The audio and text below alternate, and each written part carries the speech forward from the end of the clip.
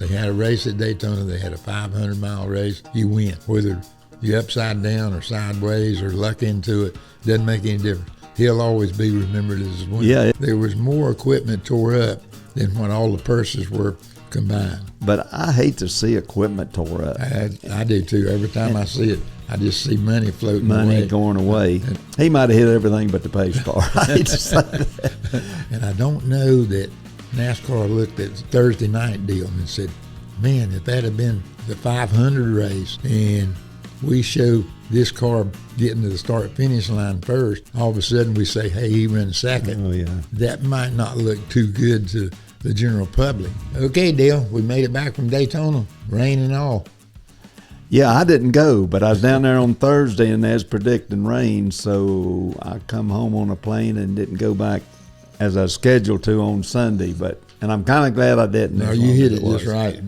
It was just a mess. The big deal down there to begin with, they had all that security and stuff for the president coming in, and they was people standing in line. I think the race started, and there were still people trying to get through inspection.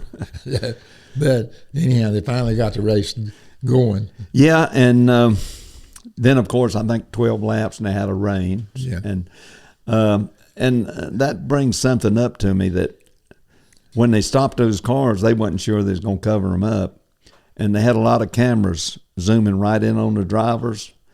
And I said, boy, if Richard Petty was here, he'd take him a good nap. But that's another story. They just cover it up and leave me in. Some of the things that's happening now, Richard, with the wrecks and everything, I don't want to get too much in detail, but these drivers can't see nothing, Richard. I know. They sit in there like this deal, and they can't even move their head. I'm going to go back to 1967. We fell out of the race, and Mario Andretti won it, and they'd fixed headsets in those Fords, and he was little anyway, and you complained about it because you couldn't see his head. Used to, you know, and going down the highway, you can see if somebody looks up at the mirror and anything, and I remember you not complaining, but talking about it. And now, and you used to look through 2 or 3 cars as you was drafting, and they're just... And the spotters are so critical now, Richard. And the deal is the spotter doesn't see the same thing as the driver sees. Exactly. So the spotter says this, and the driver sees something different. So I think a lot of times, and I don't know, because I don't run, nobody ever told me how to drive a car from the spotter standpoint. So I don't know how much the spotters really tell the guys how to drive the car, or where they just say, clear or not clear, you know. Yeah, and I'm sure the drivers, you got to have a spotter, and some of the drivers depend on them more than others. Right. Some of them depend on themselves more. Yeah. But you know, Richard, I had to work on the cars, and I never driven one in the race. But I hate to see equipment tore up. I do too. Every time I see it, I just see money floating away. Money going away and labor. All the time that those people fix. I don't think they think that much about it now. I don't know. But this is a kit car. And it started Thursday, Richard. I know. It started right off the bat. You know, the first race was run in the 46 seconds. Then they started the second race. And it got to running in the mid-50s. That's 3 seconds, a lot slower than what they qualified. They got the saving gas. Okay. Saving gas. I hate, gas. Anyhow, let's get to the race. Okay, but they tore up in the Xfinity race, they tore up in the truck race, they tore up in the ARCA race, and they tore up in the both. There was more equipment tore up than what all the purses were combined. Okay. To pay for it, to get these cars back ready to go. And, you know, of course, the Fox stations, they stayed on all day. I don't know where everybody carried it or not, but I sat right there in front of that television and watched it and waiting. But I think the Fords was the best cars. The Fords were the best. The 22 was definitely he was the strongest car. The 12 and the 2 stayed up front all day. Okay, there was other people that came up and challenged for a little while, but when it come down to nitty gritty, they was the ones that stayed up front. And then the last deal there, they got all shuffled back, finished 7th, 8th, and 9th or somewhere. You know what I mean? And so you never know about this situation. The deal, to me, I sat there and I watch these cars run and all that, and I watch them, and if you're in the right lane at the right time and somebody don't make a mistake, you go forward, and if you're in the wrong lane, you go back. And to me, it's not racing. It's just running. And what everybody does, they just run and run and run. And some of them want to, instead of being 10th, they want to be 9th. And what difference does it make when it comes down to the races won on the very last lap anyway? So when you start the race, and if it's 100 miles or 200 or 300, it don't make any difference where you at on the racetrack, as long as you're in the group of cars that's going around. So I guess it'd be big deal would be patience. I think the 43 board done a super job. he had a really good car too, because on both of the deals where they both the stages, both stages and stuff, he'd be like 25th or something like that, and with 20 laps to go or something, and he'd work his way up even to the top 10. That, yeah. So he probably passed more cars than anybody out there. But then I watched our 84 car, and he ran in the back all the time. One time he got up front, and he stayed there till they had a caution, and then when they made a pit stop, somebody blocked him in, got him back out there. And the 42 car was making good pit stops. They could get him on up close to the front, but his car wouldn't run a lick. I mean, they just outrun him. Well, yeah, it looked like I don't know the situation there, but I thought the 43. The 43 was really a good car. Combination spotter driver. Yeah. Everything was the best car in the leg. But they, 3 cars in the top 12, 2 in the top 5. That's a pretty good start for the season. Well, that was the deal that they lucky and got through. Where right there at last, the 43 was 7th or 8th. He was running along there, and that car turns over and hits him on the right front. Yeah. And then he had to make a pit stop. He went back to 25th, and then they ran a 2-lap race, and he wound up 12th. So, No, you can't complain about that. No. But, and I'm sure the boys would have liked to have been in a different position when all that happened, but they could have been in the big wreck. So you got to set it like that.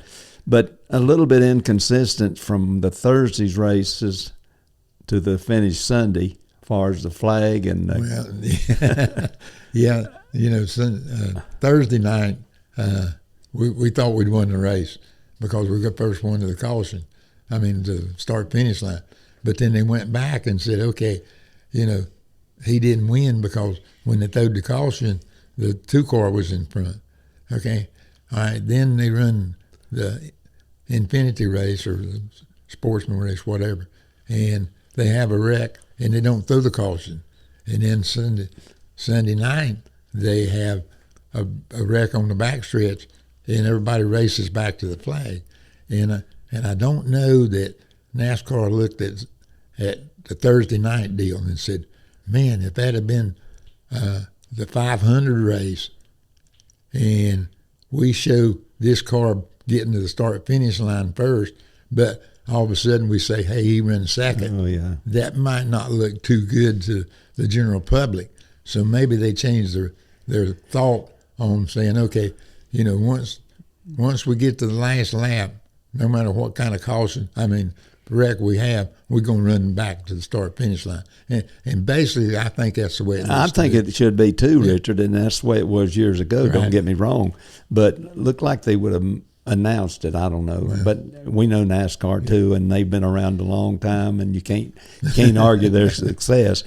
But them not throwing the caution helped 84 helped And the 42 Oh, and yeah. the 43. Definitely helped all of us. All of us. Yeah. And it hurt some people too. it hurt some people. So it all come out in the I don't know wash. how to weigh it out. You know, and it's really I look at the finish and see the first 7, 8 cars. None of those were really up front all day long. The 52, Yeah. yeah. The 24, I think, was up there one time, and they just shuffled him right back. Well, he was ninth. And the 45, When was caution. never in the race. Yeah.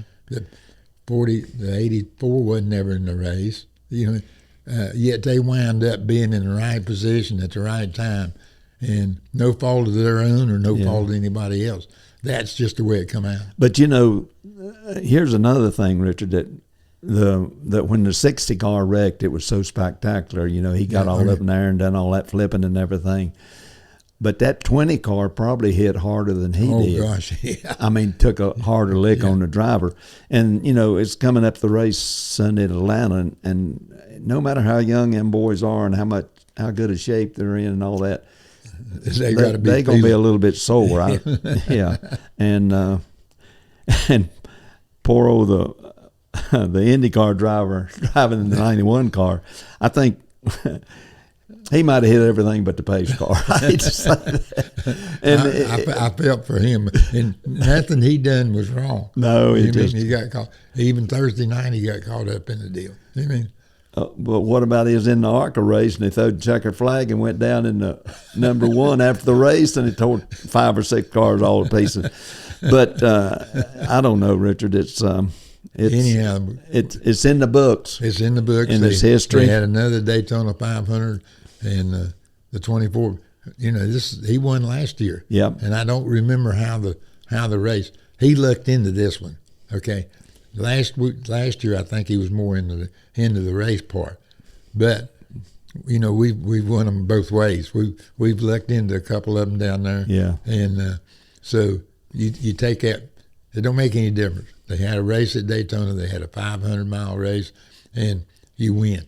Whether you upside down or sideways or luck into it, doesn't make any difference. He'll always be remembered as a winner. Yeah, it's and anytime anybody's ever won the 500, when they announced anywhere it comes up a 500 Daytona 500, and of course you've done it 7 times. That ain't bad.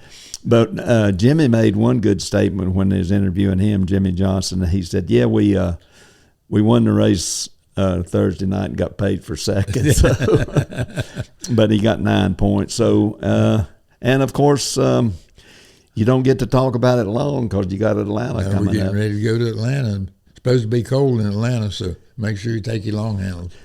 We've been down there before when it was cold, buddy. We've been down there when it snowed, man. Hope it don't snow this time. And I hope it don't rain. I hope they get it in without all the controversy with the weather like they had Sunday, because that changed the race too, Richard. Oh, yeah, definitely. A lot of people got cheated because once they got restarted, and I didn't get a count, but probably the grandstand was half full or so. So I don't blame them for getting out of that rain. But, and I know me and you both, as we come into the racetrack, rode through the infield. Richard, they wasn't room for a motor scooter. No, they had people everywhere, man. Yeah, and it was unreal. Yeah. And so right now we'll just get ready to go to Atlanta and worry about Daytona next year, okay? Well, we've got a summer race down there. We won't worry about that much. Daytona's the 500's a big one. But yeah, we're going to Atlanta and hope to see everybody there.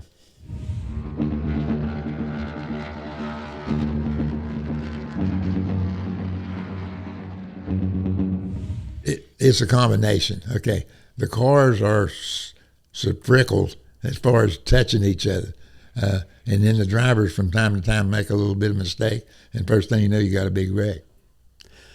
I think some of it is, we brought it up. I brought it up earlier that there's such a safety factor for them, and they can see so little and depend on other people telling them where to go and what to do, and it's just, and you can't feel a car coming up beside you anymore like you used to, you know. So it's just what it is.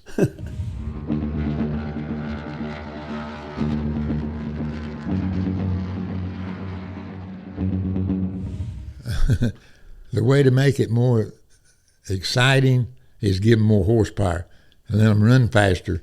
The faster they run, the more the driver has to stay on his toes.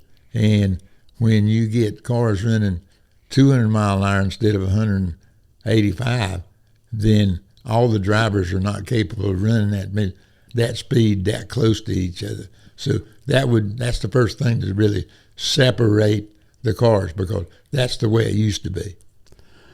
The gas mileage thing, saving gas, that just changes the speedway racing now, and it'll change Atlanta some coming up Sunday too. I just don't like that. I wish there's some way they could give them enough gas where they could run to the stages and it didn't affect the saving fuel stuff.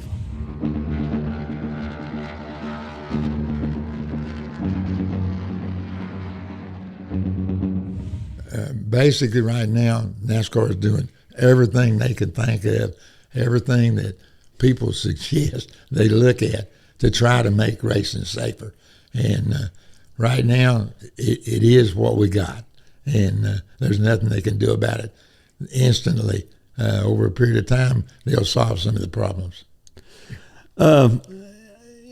Safety's always been on NASCAR's mind. I mean, no matter what. Years ago, if you wanted to change to help you, you started out by saying it's a safety factor, and you started out the conversation that way, and they'd listen more.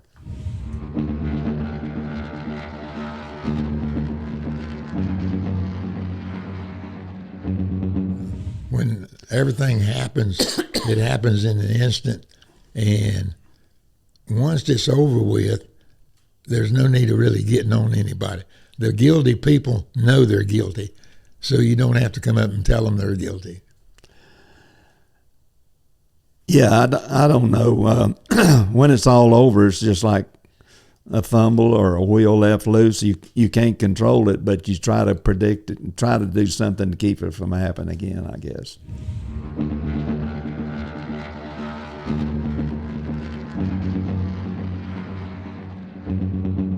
We got off to a good start. I think the cars all finished. They all run pretty decent.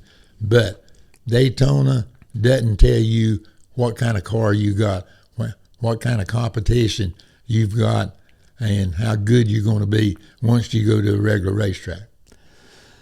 Yeah, I think we'll know a lot more after we run a mile and a half track.